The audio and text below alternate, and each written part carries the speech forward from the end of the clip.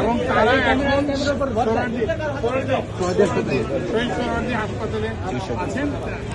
যারা আহত হয়েছেন তারা চিকিৎসাধীন আছেন এবং যিনি নিহত হয়েছেন এখানে কয়েকটা জিনিস। প্রথম জিনিসটা হচ্ছে যে নিহতের সমস্ত দায় দায়িত্ব আমরা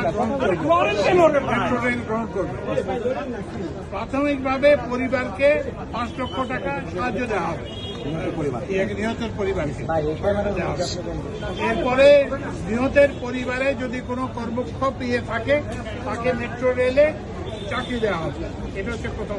কোন হাসপাতালে?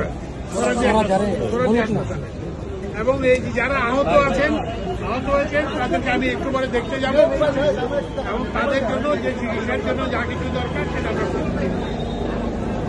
দ্বিতীয় যে জিনিসটা হচ্ছে যে এই ঘটনাটা কেন ঘটলো সেটার জন্য আমরা একটা তদন্ত কমিটি গঠন করব। তদন্ত কমিটির প্রধান হবেন ঢাকা মেট্রোর আগের যে ম্যানেজিং ডিরেক্টর এবং বর্তমানে আমাদের সেতু সচিব জনাব রৌফ। এবং এই কমিটিতে ইঞ্জিনিয়ারিং বিশ্ববিদ্যালয়ের